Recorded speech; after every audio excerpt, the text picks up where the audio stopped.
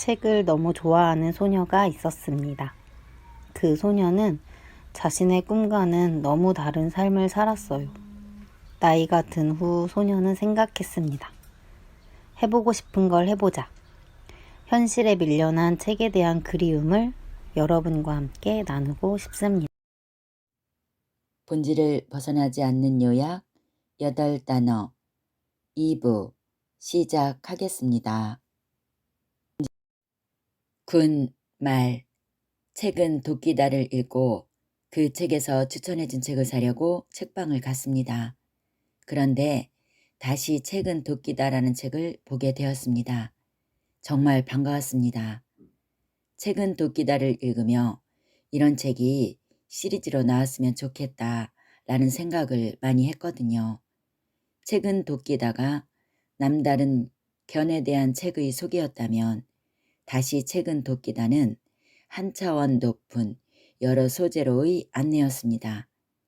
이 책을 읽고 감히 엄두도 못 냈던 괴테의 파우스트나 카프카의 작품에 나름대로 입문할 용기를 가졌습니다. 박웅현님의 책은 도끼다 시리즈를 읽어보시기 바라며 여러분께는 8단어를 소개해드리는 것으로 만족하겠습니다. 지난번에 이어 5강부터 8강까지 정리를 시작하겠습니다. 8단어 인생을 대하는 우리의 자세 2부 지은이 박웅현 5강 현재 개처럼 살자. 어떤 선택을 하든 간에 선택을 하고 나면 답은 그 자리에 있습니다. 이것이 바로 오늘 이야기할 현재입니다. 개들은 원형의 시간을 살고 있다. 행복은 원형의 시간 속에 있다. 라는 말을 합니다. 여러분, 직선의 시간 속에서는 행복을 알 수 없습니다. 한형조의 붓다의 치명적 농담을 보면 어느 선사에게 누가 묻습니다. 스님도 돌을 닦고 있습니까? 닦고 있지요. 어떻게 하시는데요? 배고프면 먹고 피곤하면 잡니다. 에이, 그거야 아무나 하는 것 아닙니까? 도 닦는 게 그런 거라면 아무나 돌을 닦고 있다고 하겠군요. 그렇지 않습니다. 그들은 밥 먹을 때 밥은 안 먹고 이런저런 생각을 하고 잠잘 때 잠은 안 자고 이런저런 걱정에 시달리고 있지요. 현재에 집중하라는 이야기입니다. 밥 먹을 때 걱정하지 말고 밥 먹고 잠잘 때 계획 세우지 말고 잠 자라는 거죠. 그 순간을 온전히 즐기는 거죠. 마치 개들처럼요. 순간을 산다는 건 대단히 중요한 일입니다. 만물 개비 어아의 반신이성 낙막대연 맹자에 나오는 구절입니다. 만물의 이치가 모두 나에게 갖추어져 있으니 나를 돌아보고 지금 하는 일에 성의를 다한다면 그 즐거움이 더없이 클 것이다. 40살의 박웅현의 이야기를 해드릴까요? 우리는 마흔을 불혹이라고 하잖아요. 불혹, 흔들림이 없다는 뜻입니다. 마흔의 저는 30평 아파트에 아내와 딸과 함께 살고 있는 제1기획 국장이었습니다. 당시 저는 인생이 거기에 없는 것 같았습니다.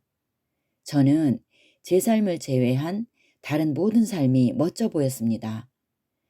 저의 마흔은 그렇게 흔들림으로 가득 찼어요. 이민을 갈까?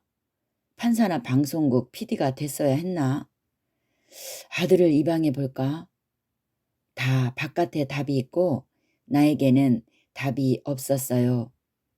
온갖 생각이 다 드는 만혹의 나이였어요. 불혹은 그 만혹의 시기로부터 꼭 10년 후에 찾아왔습니다. 호주에 가서 매일 바베큐 하는 사람 멋져. 잘 나가는 프로그램의 PD도 정말 멋지고 판사도 좋아 보여. 그런데 동시에 나도 괜찮아. 아파트에서 딸 하나 키우면서 사는 게 답이 아니라고 누가 그랬어? 라는 생각이 불현듯 들었어요. 비로소 나의 현재에 대한 존중이 생긴 겁니다. 다른 답은 내 답이 될 수 없다는 사실이 현재의 나에게 집중해야 하는 가장 큰 이유입니다. 완벽한 선택이란 없습니다. 선택을 하고 옳게 만드는 과정이 있을 뿐입니다. 그걸 옳게 만드는 과정에서 제일 중요한 건 뭐냐? 바로 돌아보지 않는 자세입니다. 나는 지금 내가 차지하고 있는 이 공간적 지점에 시간 속의 이 정확한 순간에 자리 잡고 있다.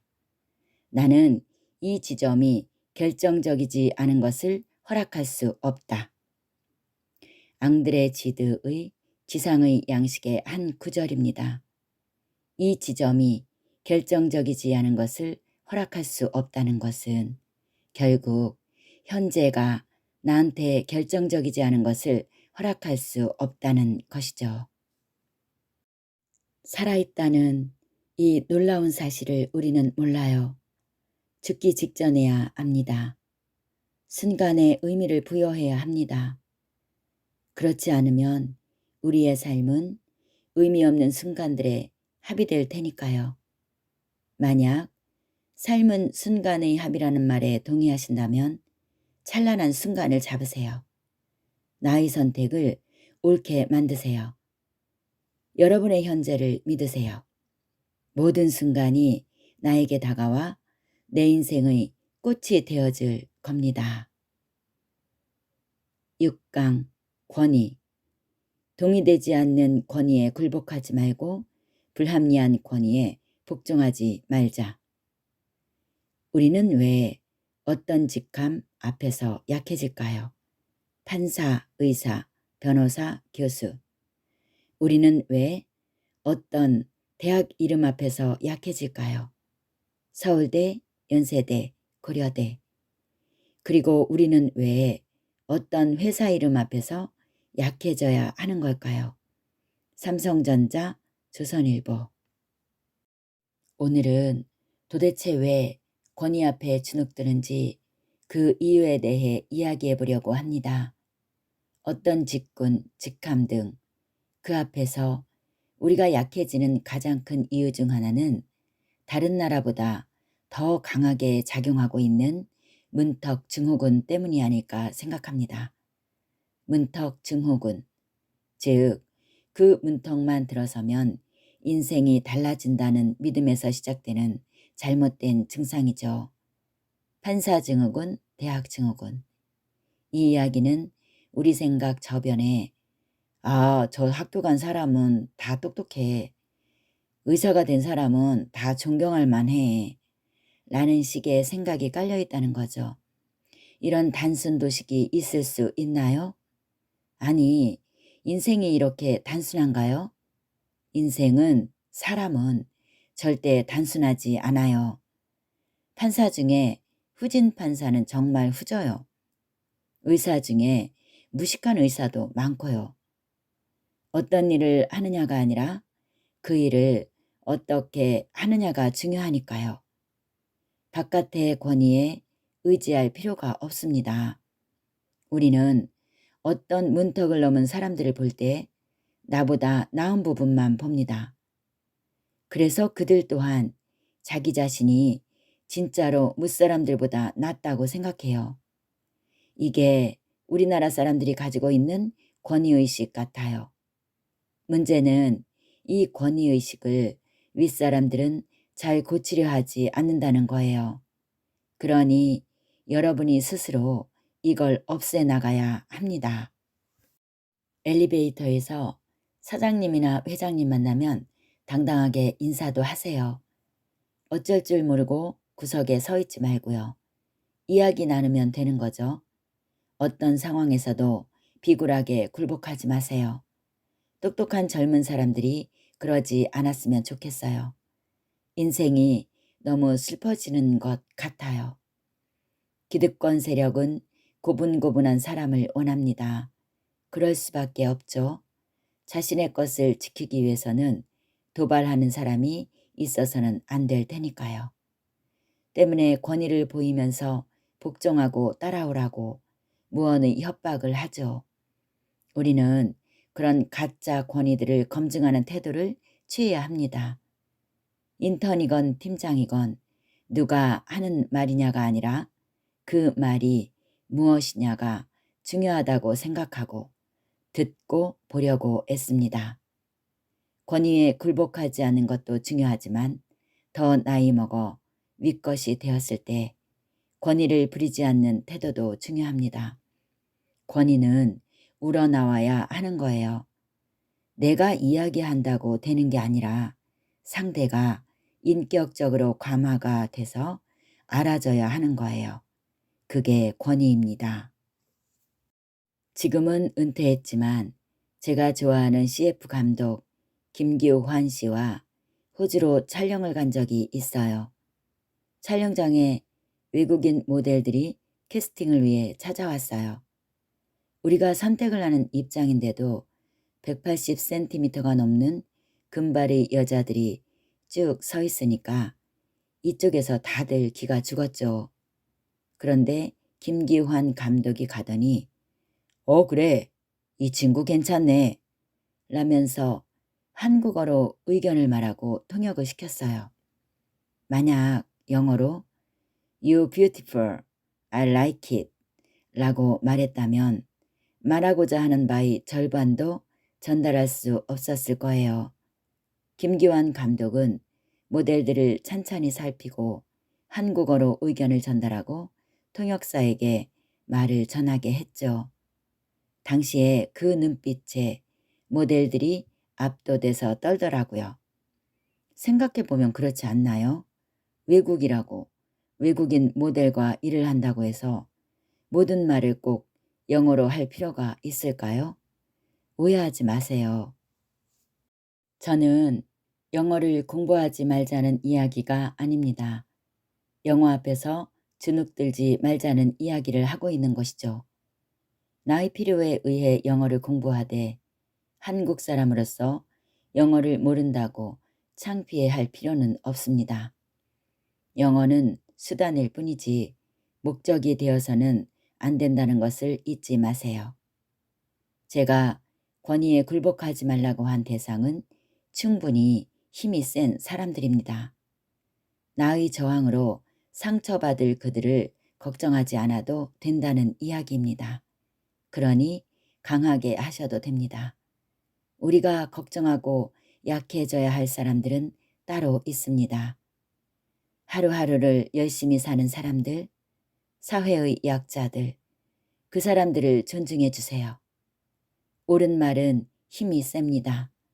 그러니까 내가 판단하는 것이 옳은지 그른지 계속 생각해보고 내가 옳다고 생각하면 윗사람이 무슨 이야기를 하든 관철시켜 나가야 합니다. 저는 이것이 젊음을 대하는 자세 중 가장 중요한 것이라고 봅니다. 그 젊음이 어떤 젊음입니까? 얼마나 귀한 청춘인데 내 젊음을 놓고 남의 기준점에 맞춰서 사는 겁니까? 40까지는 권위에 도전하고 정면교사, 반면교사 다 해보세요. 그리고 40이 되면 그때는 말만이 아니라 진짜 행동으로 옮겨야 하는 때입니다. 그래서 뒤따라오는 후배들에게 조금이라도 좋은 조건을 만들어주세요. 내가 봤던 잘못된 것들을 과감히 개선하고 그러면서 한편으로 도전받을 준비를 해야 합니다. 우리는 약하기도 하고 강하기도 합니다. 모든 사람들이 다 그렇습니다. 맨 위에 있는 사람도 저 아래 있는 사람도 똑같아요. 그러니 균형을 맞추기 위해 윗사람들에게 강하고 아랫사람들에게 약한 여러분이 되시길 바랍니다. 7강 소통, 마음을 움직이는 말의 힘. 소통을 하기 위해서는 상대의 입장에서 어떻게 생각할지 먼저 헤아릴 줄 아는 마음이 있어야 하고 자신의 생각을 잘 정리해 말함과 동시에 어떤 문맥으로 해야 하는지를 잘 파악해야 합니다. 여기에 힘을 싣기 위해서 지혜롭게 생각을 디자인해서 말하는 것이 필요하고요. 세상에 공짜는 없습니다. 소통을 잘하고 싶으면 몇 가지 노력이 필요합니다. 역지사지, 생각을 정리해서 말하는 습관. 스케치를 할 때 형태를 잡는 대생이 필요하듯 자기 생각을 대생해야 해요. 연습하고 말을 만들어 보는 거죠. 하고 싶은 말이 있다면 정리해 보고 어떻게 하면 내 말이 설득력이 있을까 다시 한번 생각해 봐야 합니다. 소통은 사회생활은 물론이고 개인 생활에서도 매우 큰 차이를 만들어내요. 행복한 가정생활을 하고 싶다면 소통을 잘하면 됩니다. 아무것도 아닌 일로 오해가 생겨서 싸움이 되고 일이 꼬여 걷잡을 수 없게 되면 그냥 포기해버리는 집들은 대부분 소통이 안 되는 집이에요. 8강 인생. 급한 물에 떠내려가다 닿은 곳에 싹 틔우는 땅버들 씨앗처럼 인생은 자존, 본질, 고전, 견, 현재, 권위, 소통이라는 싱싱한 재료를 담아낼 아름다운 그릇입니다. 이 아름다운 인생이란 단어가 무서우리만큼 크게 느껴지는 이유는 이 단어 하나만 잘 알아도 세상을 제대로 살아나갈 수 있기 때문일 겁니다. 고미숙의 나의 운명 사용 설명서에는 지구는 탄생 이래 단 한 번도 동일한 날씨를 반복하지 않았다는 문장이 있습니다. 우리의 인생도 마찬가지입니다. 그러니 우리는 우리 앞에 마땅히 주어진 전인 미답의 즐겨야 합니다. 어차피 가야 할 길 앞에서 망설이거나 두려워하기보다 설렘과 기대를 품고 걸어야 해요. 그렇다면 전인 미답의 길을 즐기기 위한 가장 중요한 것이 무엇이냐? 우리들의 불완전함을 받아들이고 실수에 휘둘리지 않는 겁니다. 전인 미답이잖아요. 실수할 수밖에 없습니다. 가본 적이 없는데 어떻게 완벽하겠습니까? 길을 걸으며 당연히 실수할 겁니다. 그러니 실수를 못 견디고 좌절하지 마세요. 나만 그런 게 아닙니다. 때문에 실패를 기본 조건으로 놓고 살면 작은 일에 흔들리지 않습니다. 인생은 개인의 노력과 재능이라는 시즐과 시대의 흐름과 시대정신 그리고 운이라는 날줄이 합쳐서 직조됩니다. 하지만 많은 사람들이 나의 의지와 노력과 재능이라는 시줄만 놓고 미래를 기다립니다. 치고 들어오는 날줄의 모양새는 생각도 안 하고 말입니다. 급한 물에 떠내려가다 닿은 곳에 싹 틔우는 땅버들 씨앗. 그렇게 시작해 보거라. 라는 고은 시인의 시처럼 살아야 합니다. 땅버들 씨앗도 자기가 닿으면 좋을 장소가 있었을 겁니다. 양지 바르고 촉촉한 땅 위에 닿고 싶었겠죠. 하지만 바람에 흔들리고 물살에 떠밀려 미처 다 가지 못하고 나뭇가지가 마구 엉켜있는 바위 틈에 툭 하고 닿아버린 겁니다. 그렇다고 해서 땅버들 씨앗이 원하던 곳으로 다시 갈 수 있습니까? 아니지요. 땅버들 씨앗은 묵묵히 그 자리에 뿌리를 내릴 겁니다. 우리도 그렇게 시작해야 할 필요가 있습니다. 모든 인생이 최선만을 선택할 수 없습니다. 때로는 차선에서 최선을 건져내는 삶이 더 행복할 수도 있습니다. 마지막 시간이니 인생을 잘 살아갈 수 있는 3가지 지침을 말씀드리겠습니다. 첫째, 인생에 공짜는 없습니다. 본질에 대한 강의에서 나폴레옹 이야기를 했었죠. 지금 내가 겪고 있는 불행은 언젠가 내가 잘못 보낸 시간의 결과다. 이걸 믿어야 할 것 같습니다. 왜 하루하루 성실하게 살아야 하느냐. 이 하루하루가 쌓여서 언젠가 내 인생으로 돌아오기 때문입니다. 그런데 하루하루 성실하게 살면서 한 가지 함정에 빠지지 말아야 할 것이, 나는 성실하게 잘 살고 있는데 아무도 나를 도와주지 않고 기회도 나를 비켜간다고 생각하는 것입니다. 불환인지 불기지 환기무능야, 논어에 나오는 말입니다. 남이 나를 알아주지 않는다고 걱정하지 말고 내가 능력이 없음을 걱정하라는 뜻입니다. 기회는 옵니다. 두 번째, 인생은 마라톤입니다. 한 번 이겼다고 자만하지 말고 한 번 졌다고 기죽지 마세요.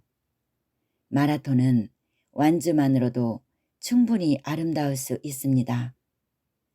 나보다 잘난 것도 없는 것 같은데 저 친구 잘 나가네.